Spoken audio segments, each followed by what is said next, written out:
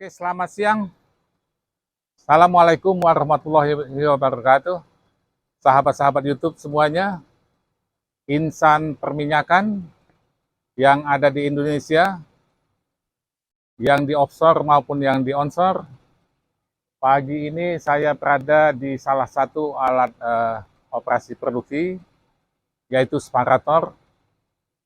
Di sini seperti yang sudah saya jelaskan di awal video saya, bahwa saya akan menjelaskan tentang masalah-masalah operasi produksi. Di awal itu sudah saya sampaikan semua peralatan produksi, kemudian artificial lift atau alat-alat angkat minyak dari perut bumi sampai ke permukaan, itu insya Allah kita jelaskan pada episode-episode yang akan datang. Nah, pagi ini saya akan menjelaskan masalah separator, apa fungsinya, dan lain-lain. Dan apa yang saya ingin sampaikan ini juga ingin saya sampaikan juga kepada masyarakat umum, di samping tentunya insan perminyakan. Insan perminyakan ini adalah operator SP, operator SPU, kemudian operator sumur, dan para pengawas yang berkecimpung di perminyakan. Mudah-mudahan apa yang akan saya sampaikan ini akan dapat bermanfaat bagi adik-adik sekalian. Kita mulai, ini namanya adalah separator. Separator ini fungsinya yang pertama adalah untuk memisahkan antara gas dan cairan. Itu yang untuk dua fasa. Jadi untuk memisahkan gas dengan cairan. Namun ada lagi separator yang ditinjau dari sudut fungsinya, dia memisahkan air, gas, dan minyak. Itu dipisahkan. Itu namanya separatornya adalah tiga fasa, tripis. Separator yang ada saat ini, yang ada saya tunjukkan ini adalah separator tiga pas sebetulnya, tapi digunakan hanya untuk dua pas. Kalau tiga pas tadi itu untuk memisahkan air, minyak, dan gas. Sedangkan kalau dua pas itu hanya memisahkan cairan dan gas. Nah, ini separator tiga pas, tapi digunakan hanya untuk dua pas. Nah, kenapa ini hanya digunakan untuk dua pas? Memang banyak terjadi kegagalan-kegagalan. Kalau separator itu kecil difungsikan sebagai tiga pas yang dapat memisahkan air, minyak, dan gas, banyak terjadi kegagalan. Dan kegagalan itu akan saya jelaskan nanti di video-video selanjutnya. Saya awali dulu akan menjelaskan dari mana masuknya, yang masuk ke separator ini. Mari kita ke suction yang akan tunjukkan.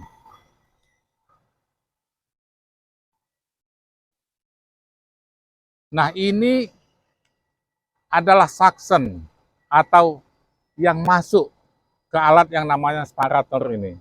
Yang masuk ini ada airnya, ada minyaknya, dan ada gasnya. Semuanya masuk ke dalam separator ini. Nah, tadi fungsi separator ini adalah yang karena kita menggunakan dua pas, maka fungsinya adalah memisahkan cairan dan gas. Nah, nanti kita lihat nanti bagaimana prosesnya, bagaimana prinsip kerja. Yuk, kita ikuti terus video ini. Ini masuknya, kemudian nanti dari masuk ke dalam sini, dengan gaya gravitasi atau dengan adanya berat jenisnya, maka terjadi perbedaan dari berat jenis itu, terjadilah pemisahan di dalam separator ini. Pemisahan itu ada cairan dan ada gas di sini. Ada cairan dan ada gas. Nah, bagaimana selanjutnya? Ayo kita lanjutkan kita lihat ke sini.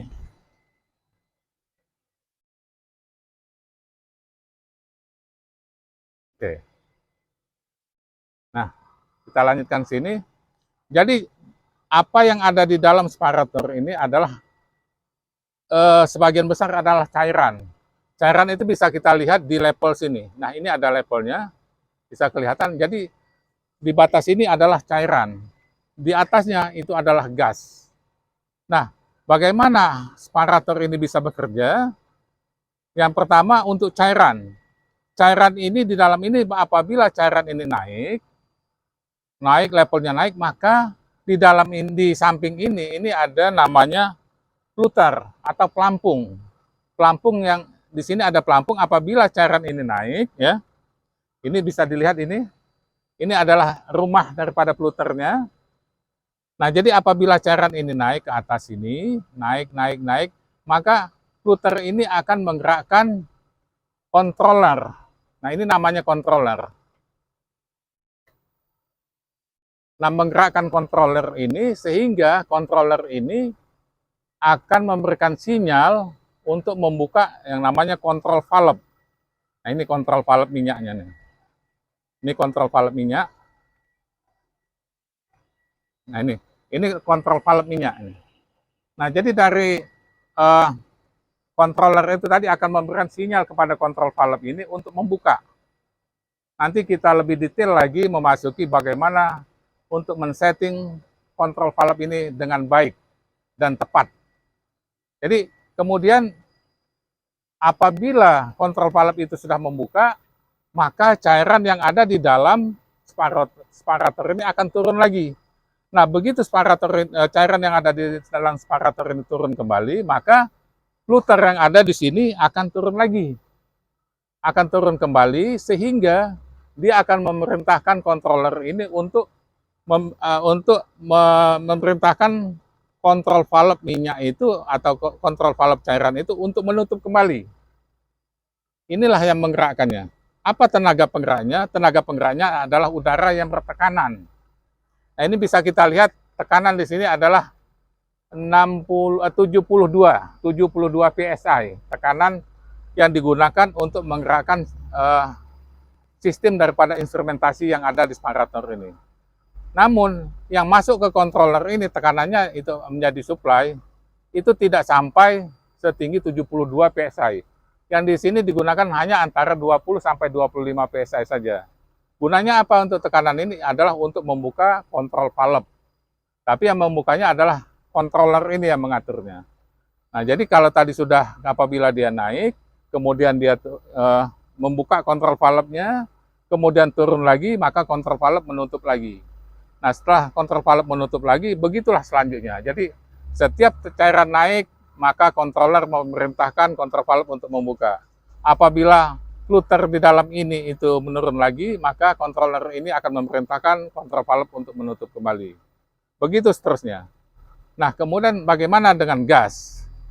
Nah, gas, bisa kita lihat, gas itu dilewatkan dari atas ini.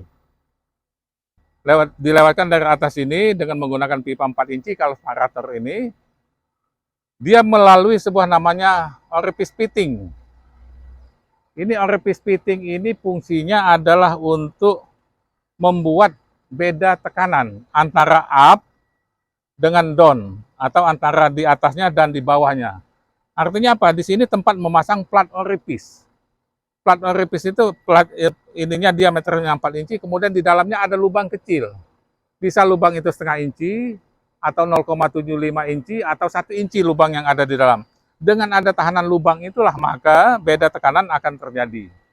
Nah, beda tekanan yang akan terjadi ini maka akan diterjemahkan oleh alat untuk menghitung berapa perbedaan tekanannya. Ini flow meter recorder untuk menghitung gas.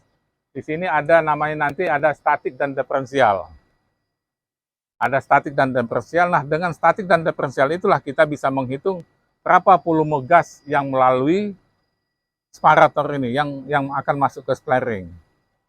Itu kita bisa mengetahui volume gasnya. Nah, kemudian bagaimana untuk mengatur tekanan sparator ini? Di sana ada tekanan, bisa dilihatkan itu mungkin 13 PSI ya. Itu di atas itu 13 PSI. Mungkin kameramen mungkin bisa naik ke sini supaya lebih dekat. Nah, ini saya ditemani oleh seorang kameramen ini.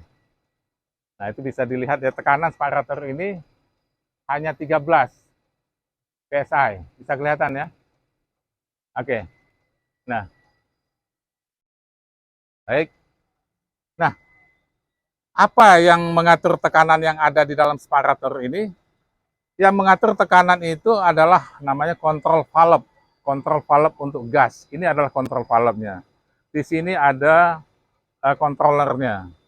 Nah, kalau tadi sensingnya atau inputan untuk controllernya adalah level, kalau untuk kontrol valve atau masukan untuk perintah ke controllernya bukanlah level, tapi adalah tekanan. Tekanan yang kita ambil di len pipa ini. Tekanan inilah yang nantinya akan melaporkan berapa tekanannya ke controller ini. Nah, kalau kita men-setting misalkan ini 13 PSI, kontrol valve ini kita setting di 13 PSI tekanannya, dan apabila dia ada kenaikan tekanan, maka tekanan akan naik. Tekanan akan naik, controller ini akan bekerja. Maka bertencuk inilah yang akan bekerja, nanti akan mengatur supaya kontrol valve-nya akan membuka. Nah, kalau dia membuka, tentu gas akan lewat di sini. Sesudah lewat, bisa jadi tekanan di separator ini akan kembali normal kembali. Nah, kalau dia kembali normal kembali, dia akan sedikit menutup. Menutupnya tidak menutup sampai habis, karena ini ada gas yang kontinu melalui ini. Nah, ini di sini dia selalu bekerja seperti itu. Jadi apabila tekanan naik, maka kontrol valve ini akan membuka. Apabila tekanan menurun, kontrol valve ini akan menutup. Begitu selanjutnya. Nah, kemudian nanti kita bisa jelaskan lebih detail lagi bagaimana cara kerja kontrol valve ini. Ini adalah kontrol valve gasnya.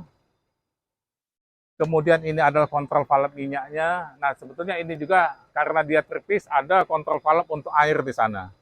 Nah, tapi saat ini hanya kita gunakan hanya 2 kontrol valve, cairan dan gas. Nah, kemudian dari separator ini kemana lagi dia ininya, outnya? Dia dari sini, ini masuk yang namanya ke wash tank, nanti akan masuk ke wash tank. Nah, jadi nanti di wash tank itu akan dipisahkan antara air dan minyaknya. Nanti kita jelaskan lebih lanjut lagi. Sahabat-sahabat YouTube Insan Perminyakan yang berbahagia, di separator ini cukup banyak sekali ilmu-ilmunya. Ilmu terutama bagaimana kita men-setting separator ini supaya tepat sasaran, tepat guna tekanan. Kenapa?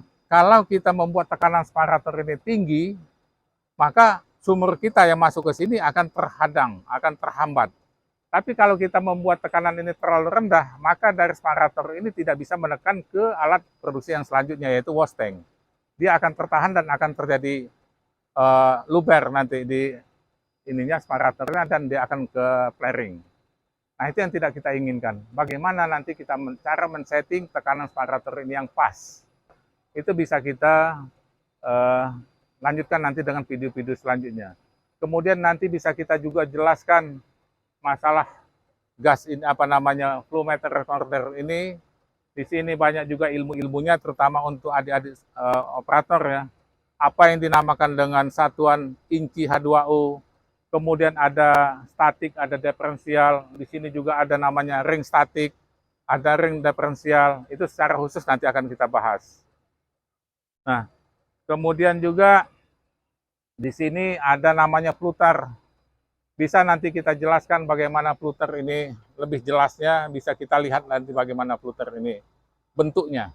Jadi yang jelas fluter ini kalau minyak di dalam cairan ini turun, dia akan turun. Kalau dia naik, dia akan naik. Inilah yang menggerakkan kontrol valve.